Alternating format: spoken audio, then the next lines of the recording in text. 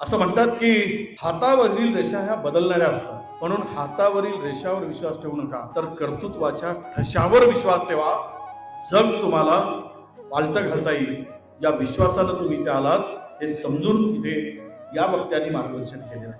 खरं म्हणजे देशातील मोठ्या समाजाची जर आपण ओळख काढली, पूर्वेपासून पश्चिमेकडे आणि उत्तरेपासून दक्षिणेकडे, तर या समाजाच्या उपसंवादाला सर्वांना जर जोडलं तर भारतातील सर्वात मोठा समाज कोणता असेल तर तो तेली समाज आहे, हे इथे नमूदपणे सांगावं. मला वाटतं की ज्यावेळेस तुकोबांच्या काळामध्ये ज्यावेळेस संतांचं संपूर्ण वर्चस्व, महाराष्ट्र तर संतांची भूमी, संत साहित्याने पुरोगामी विचारांनी नटलेली भूमी म्हणून महाराष्ट्राची ओळख आहे.